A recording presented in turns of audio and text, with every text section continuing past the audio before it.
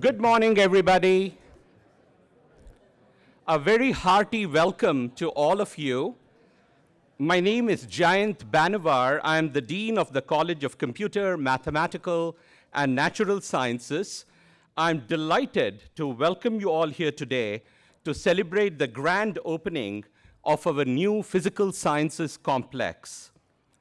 We are here in one of our nation's top physical science research facilities. The building was designed and constructed to help facilitate collaboration and interactions among our faculty and students and scientists from the National Institute for Standards and Technology. Winston Churchill once said, "We shape our buildings, thereafter our buildings shape us." How true that is right now. Great discoveries will be made here. We will build the quantum computer here. We will fight the battle against disease here. And we will solve some of our universe's greatest mysteries here. Today's grand opening celebration has brought many special guests to our campus.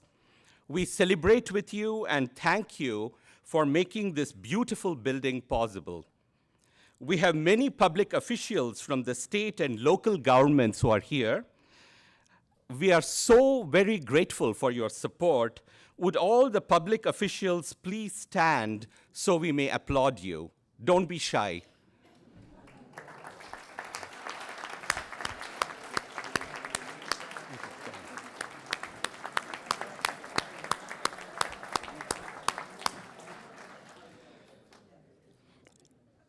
Thank you to the members of the Board of Regents who have joined us.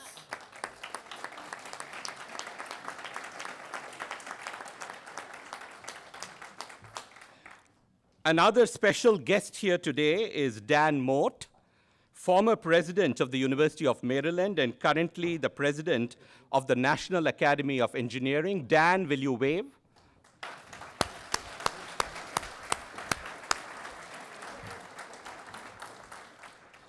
Senator Joe Tidings, a member of our Foundation Board of Trustees and a great supporter of the university, is also here. Joe?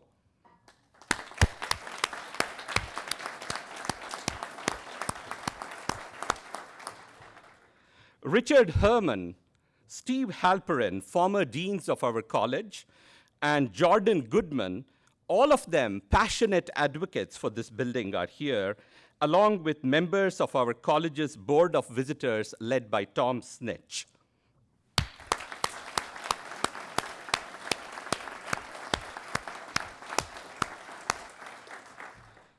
I'm delighted to welcome our many vice presidents, including our senior vice president and provost, along with many of my fellow deans to this.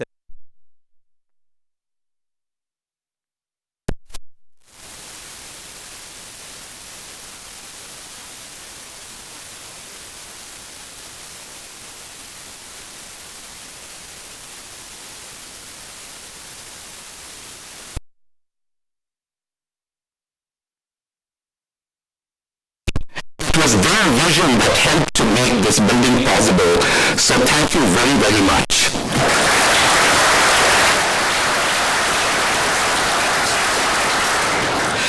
And there is one more special person that I would like to acknowledge, and that is Sapienza Baron.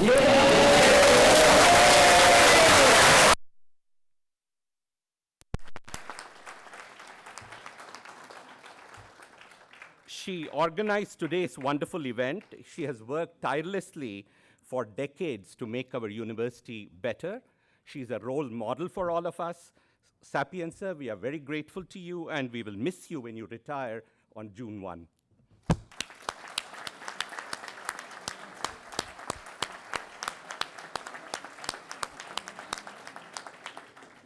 And now it is my great pleasure to introduce our fearless leader, who is a tireless advocate for academic excellence, Wallace Lowe. Wallace?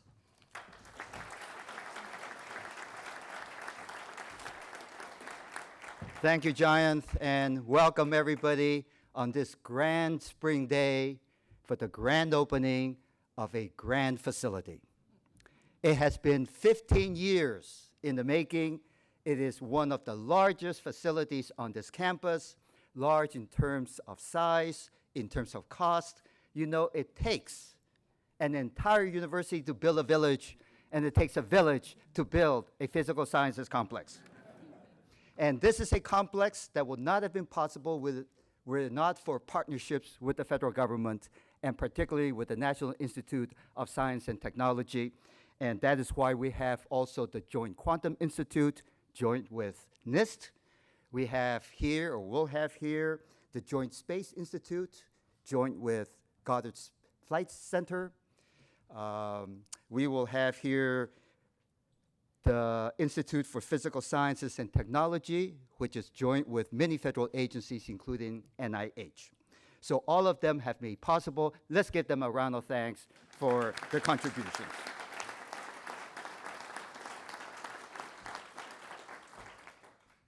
The physical sciences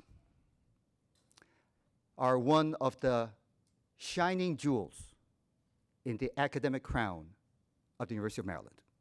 And finally, we have a facility that matches the capabilities of our scientists and our researchers in order to usher in a new era of discovery and innovation, as well as to educate the next generation of STEM leaders who are so essential to the future economic prosperity and security of our country. This is a fantastic day, not just for the University of Maryland, but also for the state and the nation. It is my great privilege to introduce the next two speakers, and I will introduce both of them, and they will then step forward in sequence to give their remarks. Both of them, of course, really need no introduction, but we have to go through the formalities. The President of the Maryland State Senate, Mike Miller.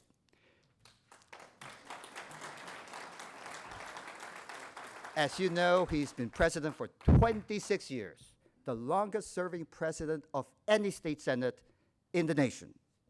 He graduated with a business degree from College Park, got his law degree at University of Maryland, Baltimore. He bleeds red and white, black and gold, a tireless advocate for education and for the flagship campus. There are so many legacies that he has already created for his alma mater, and this is only the latest one.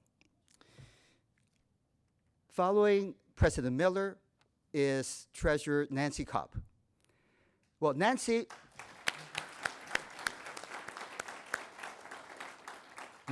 is not a graduate of the University of Maryland, but the University of Maryland could not have a more tireless and effective advocate than Treasurer Cobb.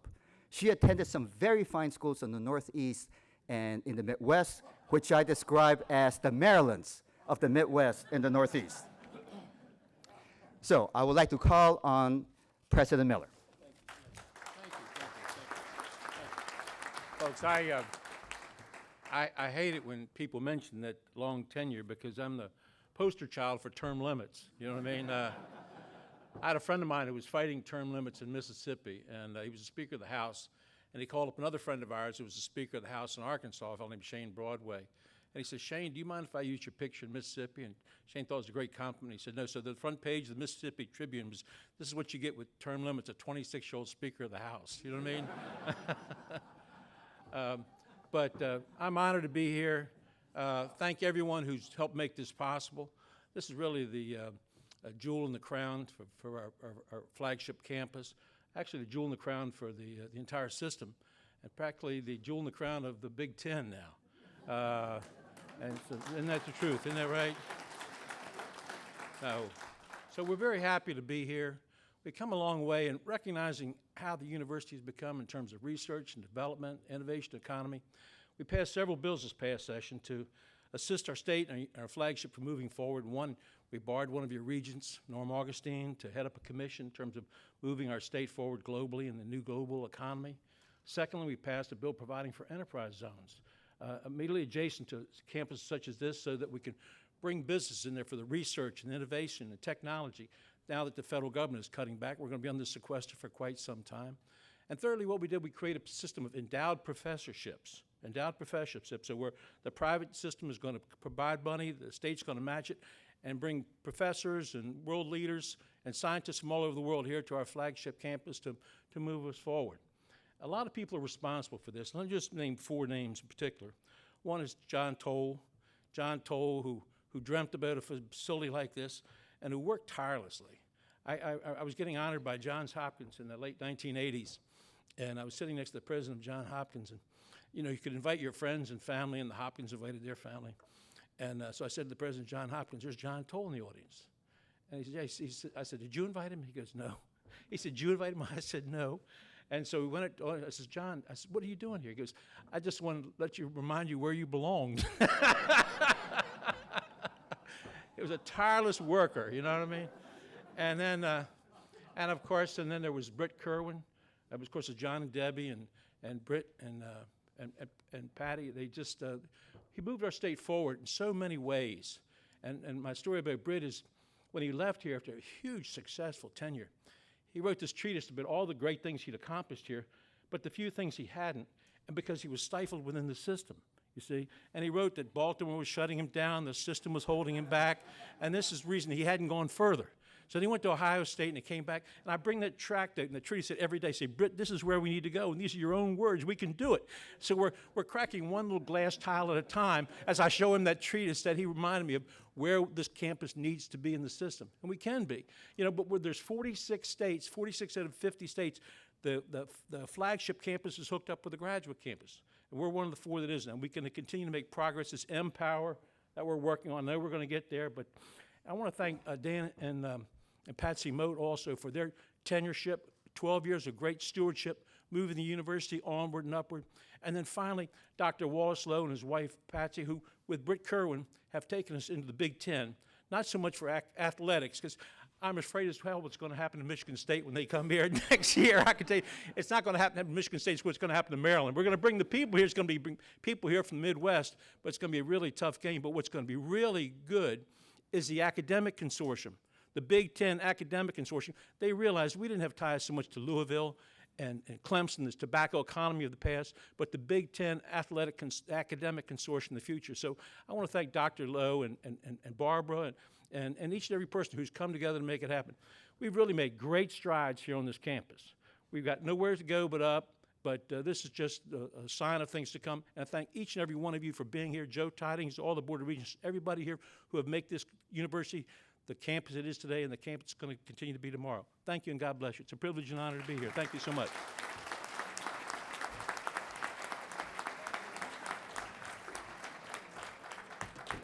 Good morning. I don't usually say things about the President of the State Senate, but I do want to say this. It is great that he is the longest-serving Senate President in the United States, but what is greater is that he is the most accomplished and best Senate President in the United States. And to be there for a long time is a great thing. To accomplish great things is a much greater thing. This is a wonderful morning. I walked in, and I see Debbie Toll, I see Joe Tidings and President Moat, Pat, all the people with whom we have worked for 30 or 40 years on this great campus. This is the flagship campus, Mr. President. This is the flagship of a great fleet. I am, as treasurer of the state of Maryland, supposed to know something about investments. And let me tell you, I think the university system of Maryland is the best investment that this state, its community, and its people have ever made, could ever make. When we go to New York, Texas has natural resources, oil. West Virginia has natural resources, coal. We have people, we have brains, we have a great educational system. And believe me, folks out there know it. And we have the federal presence. And now we have, in this beautiful new physical space, not only the wonderfully alliterative Gluckstern Garden, but we have the great meeting place of the federal sciences, of the university and all its diversity. Jordan, I congratulate you. There's some people here who've been working for this for a long time. And I just want to bring to you the congratulations and thanks of all of the people, both the legislature and the executive branch of government. We are so proud and so pleased. You don't have to be a weatherman to know which way the wind is blowing, and the wind is blowing towards being a very, very top-notch competitive state and the #1 educational system. And you don't have to be an astronomer to know that regardless of the clouds, the sun is shining out there. It is shining, and it's shining on us, and I congratulate you and thank you for all of the great work.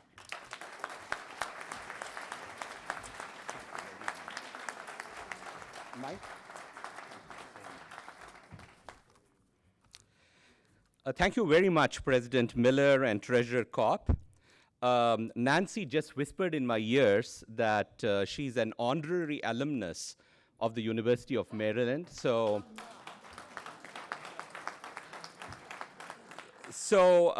we are very, very grateful to both President Miller and Treasurer Kopp and all your colleagues in the Maryland General Assembly for your support of this building and for everything you do for our university. It's now my pleasure to introduce Britt Kerwin, Chancellor of the University System of Maryland.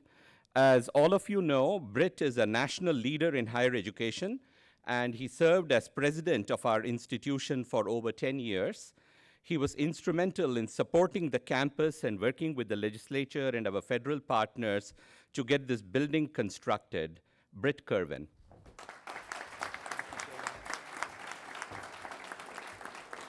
Thank you very much, Jayanth, and what an honor and privilege it is to be with all of you today. And what a great day this is, although I must say a long-awaited day. It's an honor to share this occasion with my good friend Wallace Lowe, our fearless TERP leader, Treasurer Nancy Kopp, whom I've known for so many years and is truly one of higher education's greatest friends and supporters, and of course, Senate President Mike Miller, whom I've known for when we both didn't have white hair, let's put it that way. And we all know, and I have witnessed now for well over a quarter of a century, that without exception, he is the greatest champion of this institution in the state, and its true defender in Annapolis. Mike, I just want to add a word of special thanks for all you did in this past session to support the university and the system. Mike mentioned these two bills that he conceived and championed and got through the General Assembly with his partner Mike Bush, and they're going to have great benefit to our institution. But he also single-handedly defeated a piece of legislation that would have been very harmful to higher education and really compromised academic freedom at our institutions. And Mike, you also protected our budget this year remarkably at a period of time when the state was writing down revenues and we were facing the possibility of very significant cuts. So you've been a great champion over the years, but I don't know if your impact has ever had more significance for us than what it was this year. Thank you very much.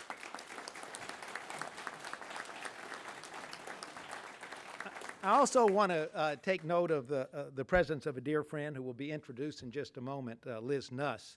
Her husband, Bob Gluckstern, all of us in this community know of Bob, a distinguished physicist in his own right, who was such an effective leader of this campus. Some say he only made one mistake during his tenure. He appointed me as provost.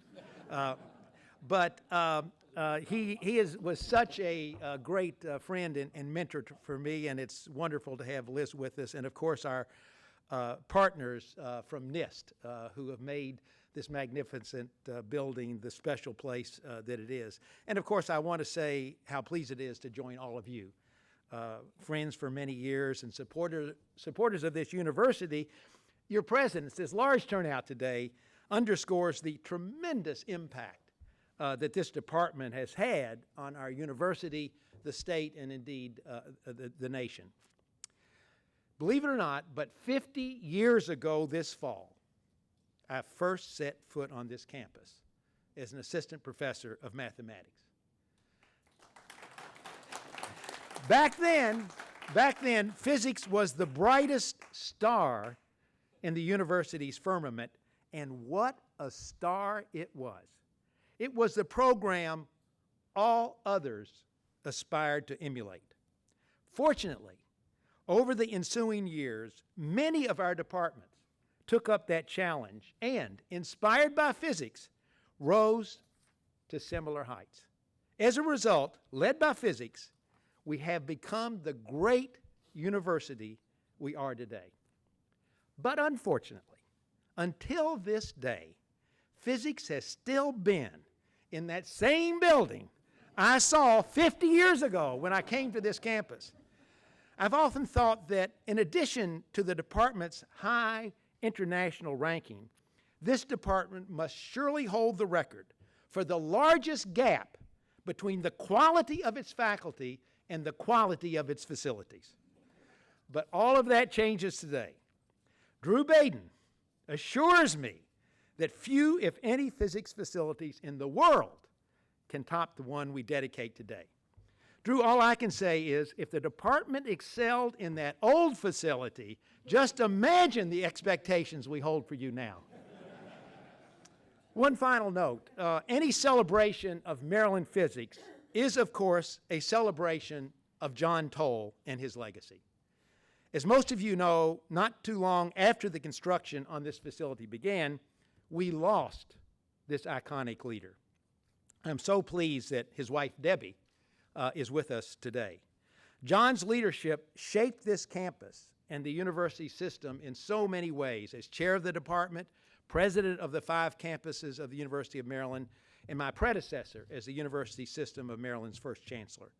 The university owes John Toll such a debt of gratitude, and I owe him a debt of personal gratitude, not only for serving as such an inspirational role model, but for giving me the high honor of serving this campus as its president.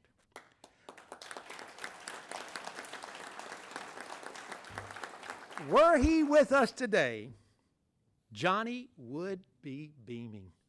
Can't you see that smile of his, knowing that his beloved department will reach new heights of education and research excellence, and the superb faculty, staff, and students will have a facility worthy of their considerable talents. Once again, congratulations to everyone who've made this magnificent place possible. Thank you.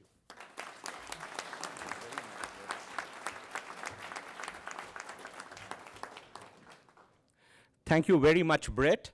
Now I'm delighted to introduce Patrick Gallagher, Director of the National Institute of Standards and Technology and Undersecretary of Commerce for Standards and Technology. The University of Maryland has long had strong ties with NIST, and Pat has been our strong partner in this endeavor. NIST provided significant funding for this building, and we are delighted that many NIST scientists will work alongside our faculty and students. Pat?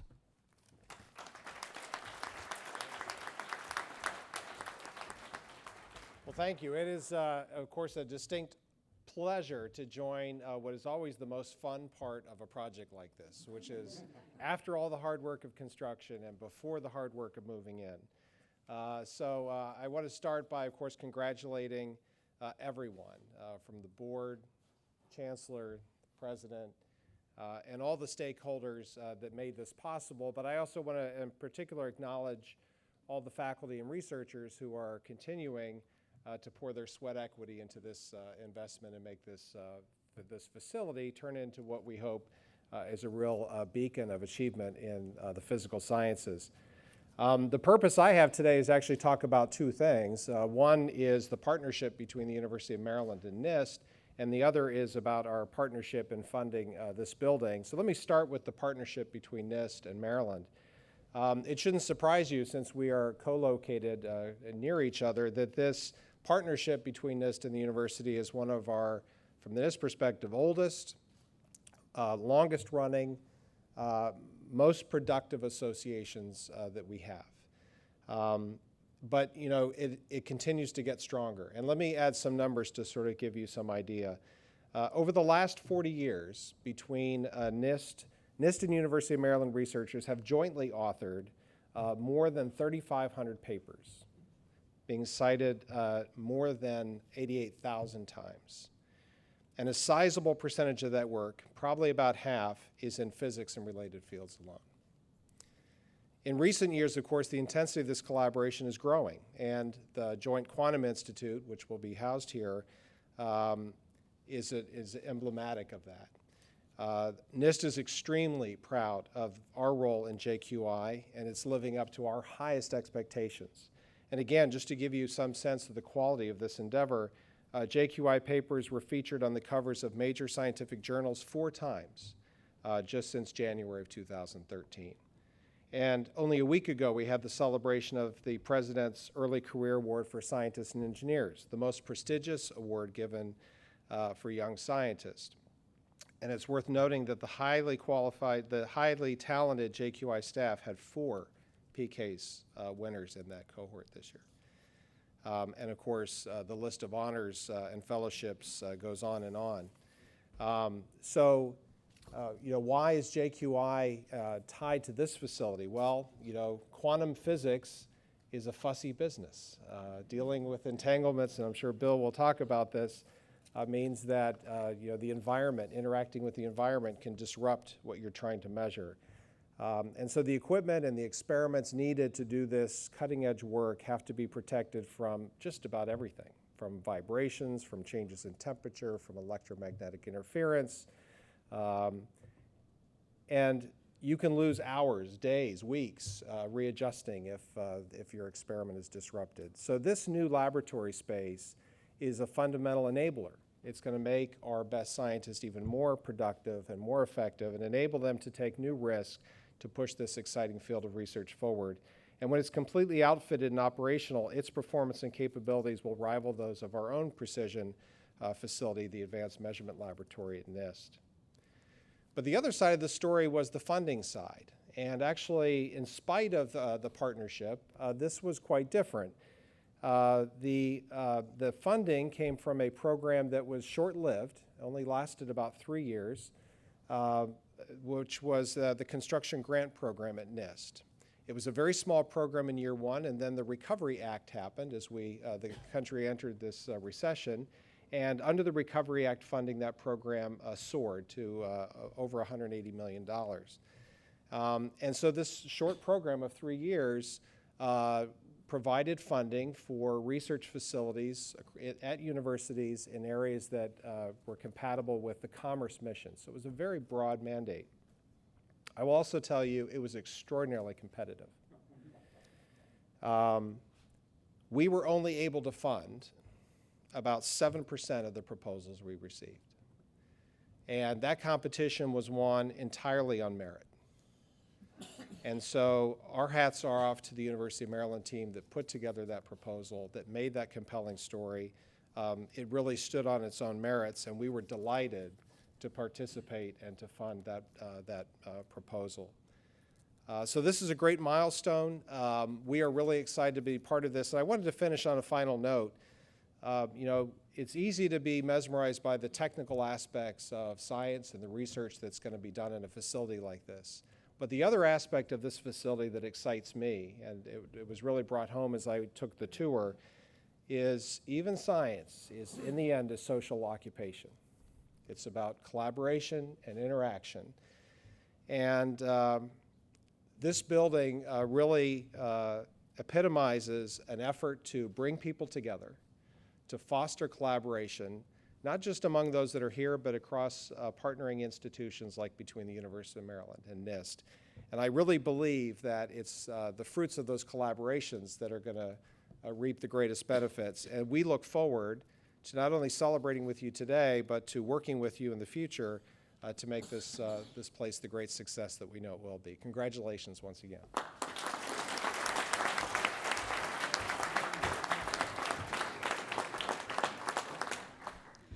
Thank you very much, Pat. we will now hear from a faculty member, Bill Phillips. Bill is a distinguished university professor of physics at our university, and he's a physicist at NIST. And yes, Bill won the Nobel Prize in Physics in 1997. Bill?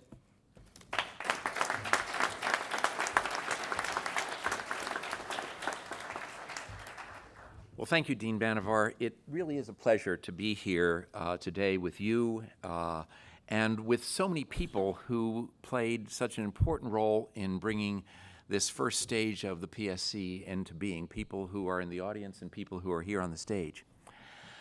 About a week and a half ago, I attended a similar event, the christening of the USS Zumwalt in Bath, Maine. I mention this because I see a powerful parallel and a compelling contrast between these two events. For one thing, there were a lot of speeches. More importantly, the christening of the Zumwalt with the world's most advanced military technology reminds us that we live in a world dangerous enough to motivate our government to build such a powerful vessel. Some of the speakers at that event expressed their hope that the very existence of this new class of destroyers would ensure that such terrible power would never be used. The dedication of Phase 1 of the Physical Sciences Complex, with the world's most advanced laboratory technology, reminds us that we live in a world so wonderful, so full of mystery, so full of the promise of new knowledge, that as a state and as a nation, we're investing our time, our treasure, and our creative talent to fashion an unparalleled research facility. Today, we express not just our hope, but our pledge that this complex will be used each and every day to explore the most exciting and important frontiers of physical science. Our well-being and security depend as much on the quality of our research as on the capabilities of our warships. Our future depends as much on the education of young scholars as it does on the training of young warfighters. The people in this building are in the vanguard of that research and the forefront of that education. Now, of course, research and education are not done by buildings, but by people. But as someone who has worked in outdated laboratories, as well as in technologically advanced ones, I can testify that state-of-the-art laboratories can make all the difference in achieving crucial scientific breakthroughs. I'm privileged to be part of the Joint Quantum Institute. Since its birth, the JQI has been at the forefront of quantum research, with interdisciplinary collaborations of NIST and Maryland scientists happening both on this campus and on the campus of NIST. Today, we mark the first phase of the unification of the JQI in a single facility, where the cross-disciplinary interinstitutional collaborations that powered the first 8 years of the JQI will become stronger and more productive as we move into a building that has been designed to increase interaction and collaboration in the world's best laboratory space. The labs aren't quite ready. More fit-out is needed before we install the lasers, refrigerators, vacuum pumps, and atomic beams that will make it all work. We're in our new offices, itching to get into our labs, just as we're eager to get on with the next phase of the Physical Sciences Complex that will bring even more of us together and further strengthen the collaborations that are essential to the scientific advances of the 21st century. We have come together with what has been called the dedication of this building. And when you dedicate something, you always wonder, what are you dedicating it to? Well, I would like to say that we are dedicating this building and ourselves to the pursuit of knowledge. Our amazing universe is replete with frontiers of unexplored mysteries and unsolved problems. Our young people and our experienced researchers are bursting with ideas about how to uncover these mysteries and solve these problems. Let's get to it.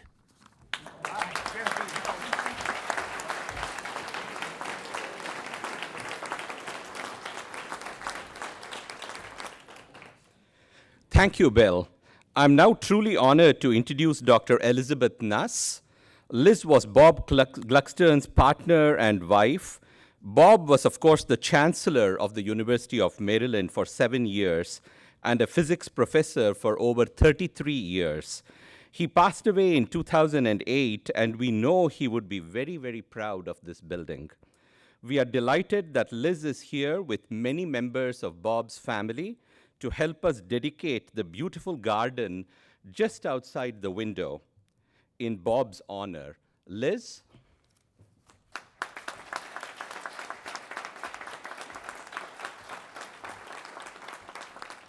Good morning, friends and colleagues. On behalf of Bob's family and his children, Stephen Gluckstern, B.J. Greenspan, and Amy Yabroff, and their families, we thank the university and others for honoring Bob's accomplishments and contributions to the campus. We particularly want to thank Dan Mote, Ann Wiley, Brody Remington, and of course Drew Baden, who shortly after Bob's death suggested that I think about something associated with the new building rather than with the bench that I had envisioned. After seeing images of the proposed design, I was intrigued by the idea of this thoroughfare. And as I sit up here, I'm even more intrigued by the numbers of students that have walked through and will see this building. Recently, I was reminded of an anecdote when Bob was chancellor. It was typical of him to spend some time on the breaks, semester, Christmas, the summer, working at the national labs. He'd go to Brookhaven or Fermilab, Los Alamos. And while he was away on one of these trips, the athletic director came to the chancellor's office and announced he needed to see the boss right away. When he was advised that Bob was out of town and would be calling in for his messages, which was a technique we used in the old days, the AD proclaimed, "Don't tell me he's off playing physics again." Bob loved and embraced the notion of playing physics. An avid sports fan, he absolutely loved playing physics. After stepping down as chancellor in 1982, he came to the department to play full-time. He valued and enjoyed his interactions with colleagues, graduate students, postdocs, and enthusiastically worked to inspire them to achieve greater understanding of complex problems. He could and would teach anywhere. Classrooms, dinners, the beach, it didn't matter. Ask him a question and you got a lesson. As family members, we didn't always quite understand all the aspects of his work, and I, for one, was often envious of the sheer joy he derived from playing physics. He simply loved it.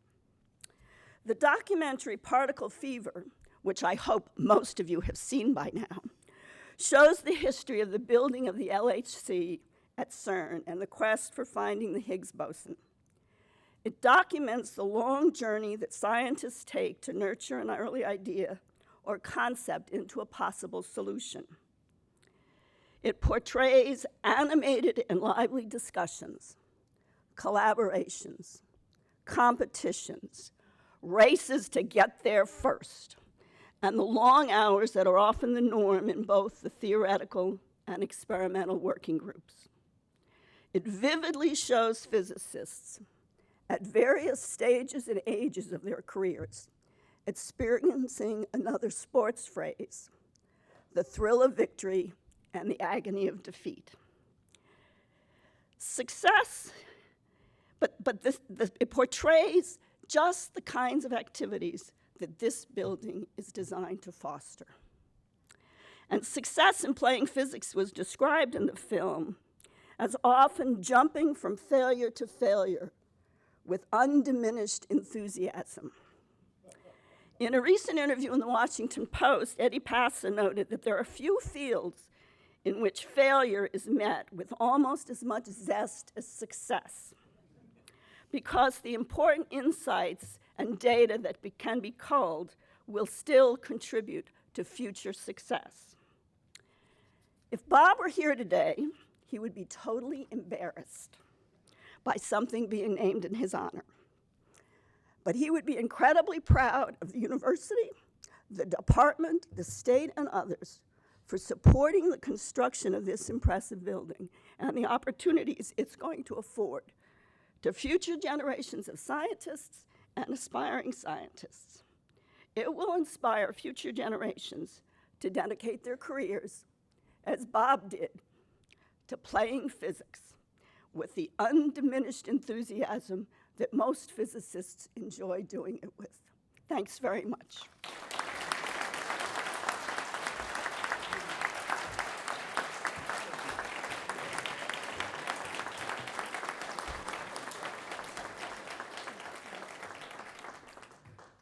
Thank you, Liz, for those wonderful comments. I just want to tell you, Liz, and tell you, Debbie, that the spirits of Bob and Johnny are really alive and well here. On behalf of all of us at the University of Maryland, I would now like to ask President Wallace Lowe and members of Bob's family who are here today to please step down here because the stage is a little small. And I know there are many family members here. If you could all please collect here. And Wallace will present to you a framed copy of a photograph of the plaque that has been installed in the garden. Will the family please join in?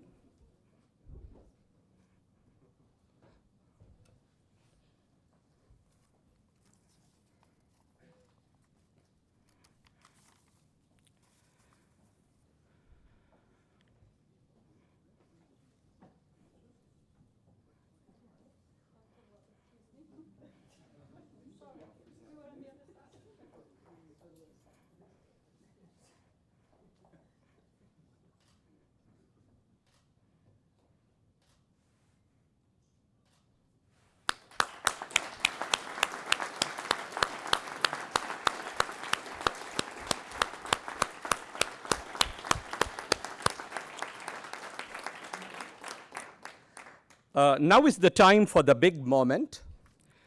We will cut the ribbon to mark the official opening of the Physical Sciences Complex. I ask all of the speakers to join me in front of the stage for the ribbon cutting. Immediately following the cutting of the ribbon, everyone is invited to join us on the second and third floors for a light buffet lunch. In addition, if you are interested in a tour of this lovely building, please gather at the back of the room and there will be tour groups departing from there. Thank you all very much for joining us. It's a glorious morning, the sun is shining, and we will make you all very proud. Thank you.